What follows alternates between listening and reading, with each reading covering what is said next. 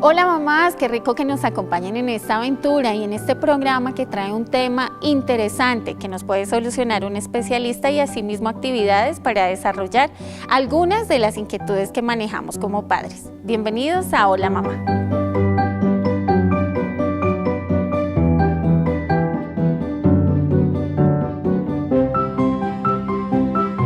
Bienvenidas una vez más a esta sección del especialista de Hola Mamá. Yo sé que es su programa preferido. Hoy vamos a tocar un tema muy importante y que yo sé a todas las mamitas nos ha tocado enfrentar esta situación con nuestros hijos, y estoy hablando de las infecciones respiratorias. Para hablar de tema y entrar en materia le doy la bienvenida a la doctora pediatra, ella, Jessica Castillo. Bienvenida. Muchas gracias. Doctora, ¿qué es una infección respiratoria? Digamos que en la clínica es el niño que empieza con obstrucción nasal, rinorrea, que es el moquito como que le escurre, aparte está con tos y tiene un poco de fiebre. Están microorganismos en nuestro ambiente, entran, tal vez estamos muy susceptibles y producen este tipo de infección. ¿Cómo podemos diferenciar entre la infección respiratoria, nosotros las mamitas, ¿no?, entre infección respiratoria y que sea una gripa? Lo digo por el moquito que les va saliendo a ellos. Digamos que básicamente es lo mismo, simplemente tapazón de nariz, tu niño está tapado, no puede respirar, el moquito le escurre, está con tosecitas, con flema, tal vez es una tos leve, entonces digamos que es algo leve que se puede manejar en casa. ¿Cuáles serían los factores que estarían involucrados en que nuestros hijos tengan una infección respiratoria? Sobre todo los cambios bruscos de temperatura, la exposición al humo del cigarrillo, la contaminación, el hacinamiento, el no lavado de manos, hacen que el niño tenga más susceptibilidad a adquirir este tipo de infecciones. Los chiquiticos son amantes de las mascotas. ¿El pelito de los animales o el contacto con los animales influye?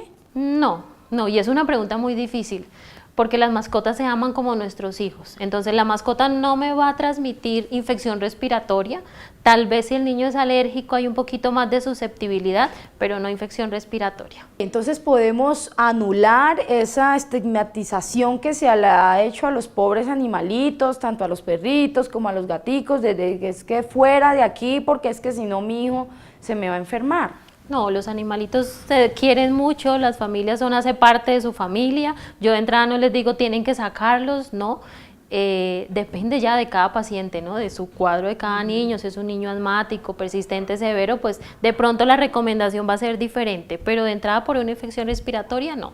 ¿Se puede llegar a agravar? ¿Puede pasar a un segundo nivel en el que ya comprometa mucho más la salud del hijo? Claro que sí, depende también el virus respiratorio que nos ataca, así se puede complicar, desde una otitis hasta una bronquiolitis, hasta una bronconeumonía, claro que sí. A ver si entiendo, doctora, entonces la infección respiratoria es como un síntoma que acompaña otras enfermedades. Exactamente, el moquito y la tos y esto es simplemente el síntoma de una enfermedad, un virus que entró en nuestro cuerpo, dependiendo del virus y como dije la severidad, así tenemos más o no riesgo de complicarnos.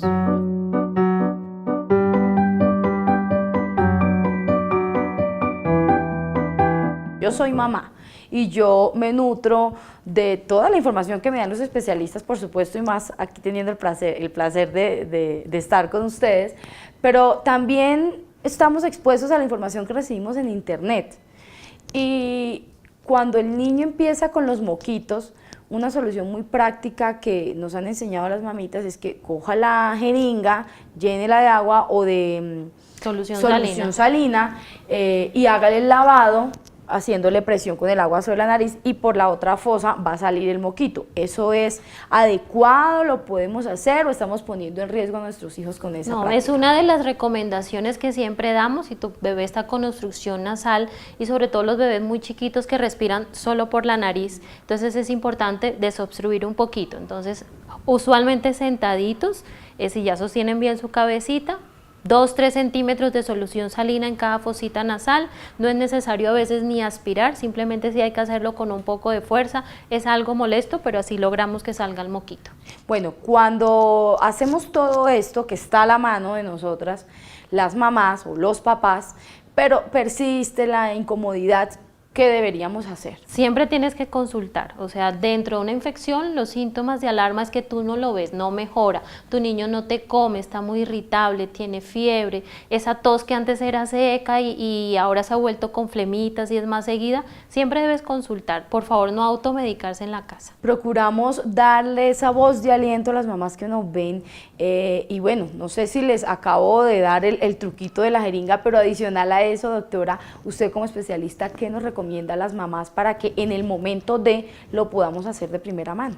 Sí, siempre entonces estar vigilantes ante todo. Si tu niño presenta fiebre, es una fiebre baja, pues manejamos los síntomas como con el acetaminofén, destapar naricita y la hidratación, mantenerlos más hidratados de lo usual. Es ideal que como están tapaditos, en vez de acostarlos, les pongamos una triangulación con almohadas o algo, o eso puede ser contraproducente. Bueno, depende de la edad del niño. Recuerda que los bebés antes de los 6 meses y sobre todo entre los 2 y 4 siempre deben estar como bien semisentaditos. Ya si tu bebé está más grandecito y lo ves muy tapadito, sí te puede funcionar un poco, ponerlo un poco más semisentado. ¿Afecta en algo los picos del año que tenemos en la ciudad, en el barrio? Sí, claro que sí. Usualmente, aunque eso varía mucho de año a año, usualmente entre los meses de marzo y junio hay un pico alto respiratorio y el otro más o menos hacia finales de agosto, mediados de noviembre. Son como los picos más altos que tenemos. De primera mano, ¿se nos podría decir cuáles son, en qué momentos se recurre más a su consultorio por este caso? No, y no solamente aquí, las instituciones de salud y las urgencias son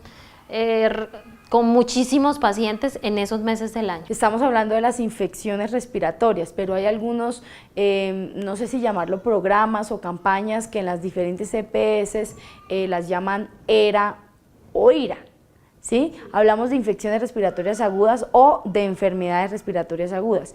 ¿Cuál es la diferencia entre la infección y la enfermedad? La infección es simplemente entró, nos produjo unos síntomas muy leves y ya la enfermedad pasó un pasito más, ¿sí? Entonces ya es el niño que tuvo una bronquiolitis, ya es un niño que tuvo una neumonía, que tuvo una amigdalitis, que tuvo una otitis.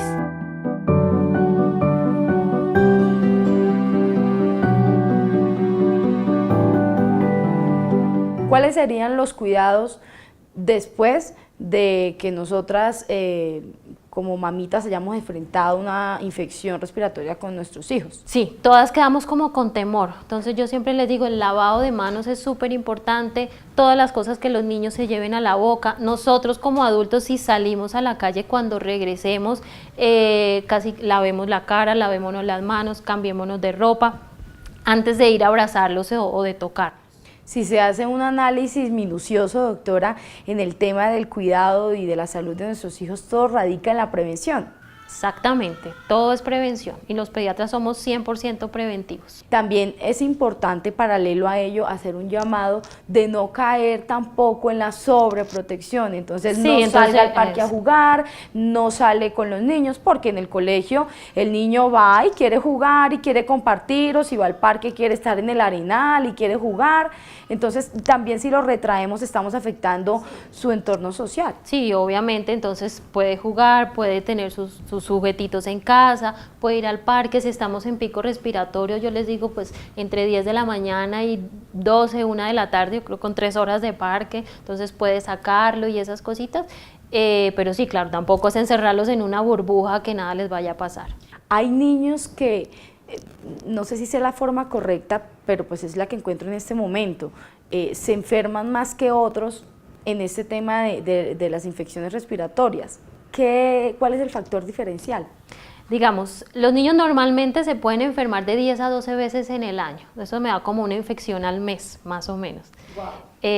Tu niño ya no pasa eso, sino que todas las semanas está enfermo. Aparte de eso, afecta su peso, afecta su talla, ya se está complicando, son otitis recurrentes, son amigdalitis recurrentes, ya son síntomas pulmonares frecuentes, entonces es un niño obviamente que necesita una valoración especial. Ya evidentemente no es una simple infección respiratoria. La gripa normal, la infección respiratoria normal llega, nos dura una semanita, tal vez el malestar, 3, 4 días, pero debe desaparecer 100%. ¿Los tratamientos después de un diagnóstico dado va a variar de acuerdo a las edades y cuáles serían? Sí, claro que sí, no es lo mismo un bebé de menos de 3 meses con una infección respiratoria, no es lo mismo un niño de 2 años con una infección.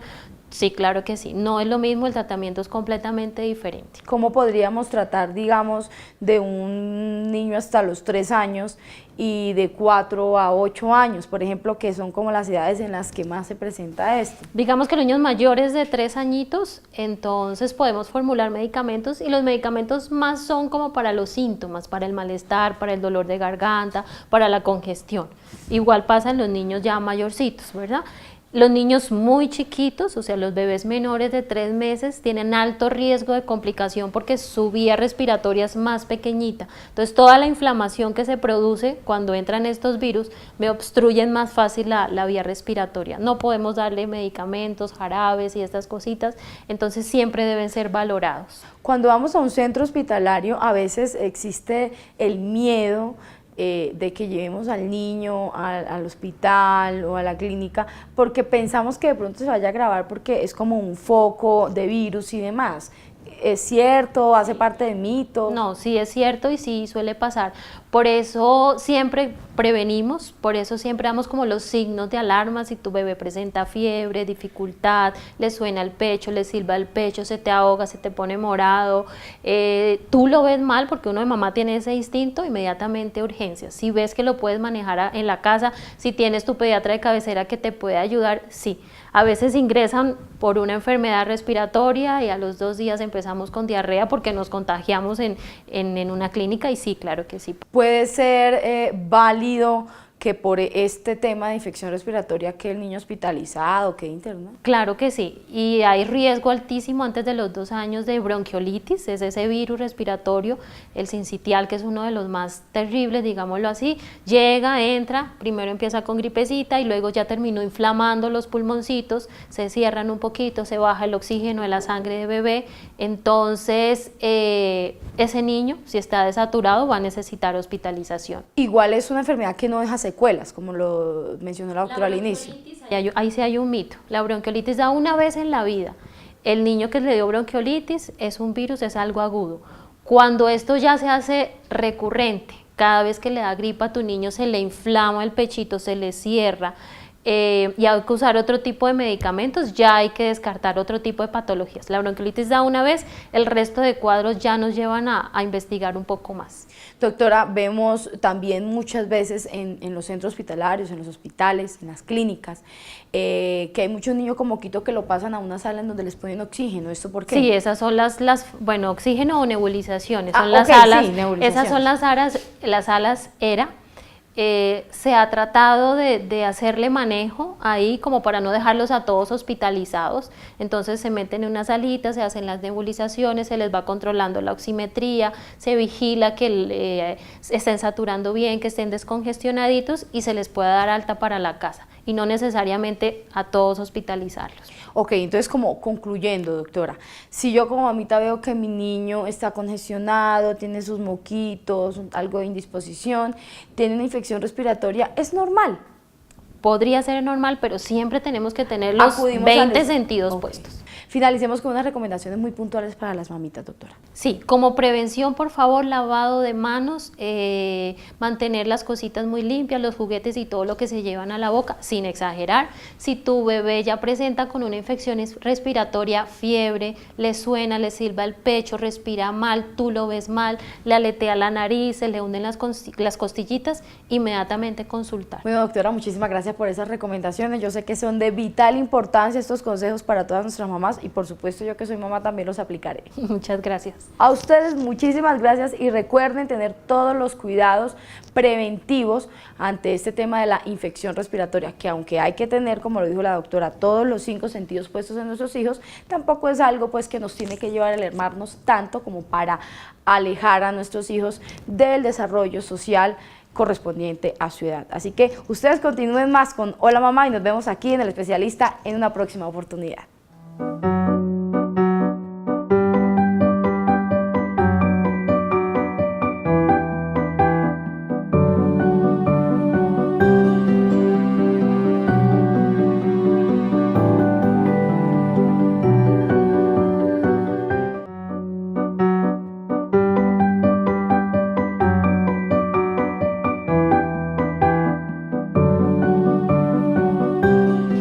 enfermedades respiratorias son una preocupación para nosotros como padres y para nuestros hijos son una incomodidad.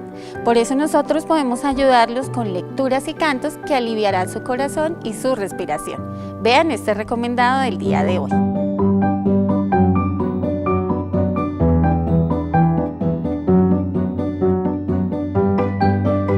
Hola mamitas, la actividad recomendada para el día de hoy es que les leamos y les hagamos cantos suaves a los chiquitos cuando estén enfermos. Es muy importante que ellos se relajen porque cuando están enfermos no quieren hacer nada, están decaídos. Es muy bueno que se relajen y aquí en la academia, soy profesora de danza, aquí en la academia les hacemos clases de relajación para que ellos se vayan un poco a la imaginación. Es muy importante que ellos no piensen en que están enfermos, no piensen en el dolor. Es muy bueno si pueden ponerles aromas en los cuartos, acostarlos, leerles algún cuento, inventarles algún cuento y que ellos también interactúen con ustedes. Entonces que ellos digan que se están imaginando, que cierren los ojos. Y eso los va a llevar a ellos a que se transporten a otro mundo y no piensen tanto en esa enfermedad, ese dolor, eso que tienen y que están sintiendo. Sabemos que nosotros tenemos con nuestros hijos un vínculo que no se va a soltar nunca y es muy fuerte. Entonces, el interactuar con los niños nos da mucha posibilidad de que ellos nos respondan y hagan lo que nosotros les estamos diciendo. Como yo les decía, es muy bueno que ellos se vayan a otro mundo, que nosotros les pintemos un mundo imaginario. Entonces imagínense que están en un mundo de dulces y que ves y en donde estás caminando y les ponemos una canción. Transportarlos a otro mundo los relaja más y los aleja de estos dolores.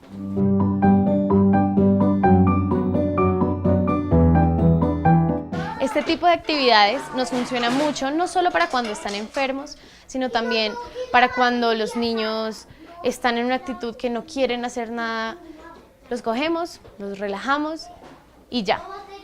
O que están bravos, que también nos pasa, que los niños, que no quiero esto, no quiero lo otro. Entonces, esos momentos hay que coger a los niños, ayudarlos a relajar y que ellos fluyan más.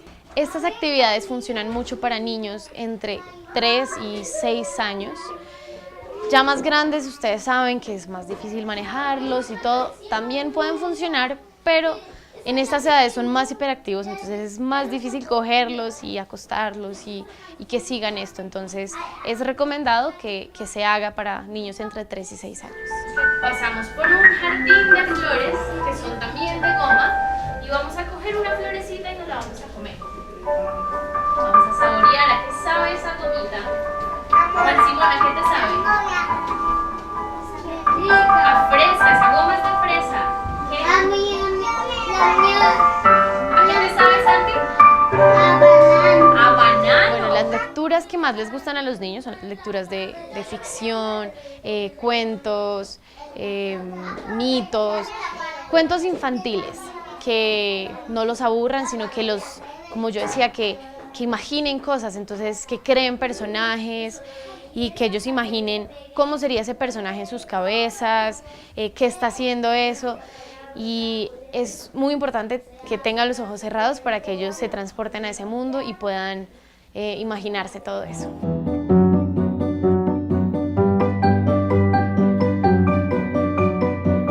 Los cantos funciona más cuando son canciones como baladas, canciones suaves, por lo mismo que queremos, que es que se relajen.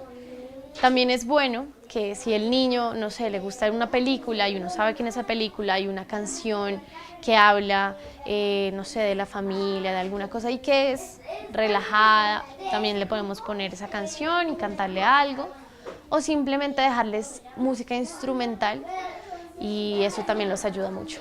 Es más común que las mamás hagan esto también porque el tenerlos en el vientre crea un vínculo más fuerte con los niños, entonces es recomendado que lo hagan las mamás, pero los papitos claramente lo pueden hacer también y los dos juntos, ¿por qué no? Es muy importante que el espacio sea un ambiente cómodo, no los podemos poner en el piso, tiene que estar en una cama, en el sofá, con cojines. Y el aroma también es muy importante para que ellos se relajen. Entonces, tenerles aromas suaves, la música, el ambiente tiene que ser muy, muy cómodo y también muy personal. Más espacios cerrados, el cuarto del niño para que se sienta cómodo en su espacio. Y bueno, eso fue todo por esta sección. Espero que les ayude muchísimo, mamitas. Esta es la actividad recomendada para el día de hoy. Y ya saben, espero que la hagan. Lecturas, cantos suaves, para relajación con sus hijos. Y nos veremos en una próxima ocasión.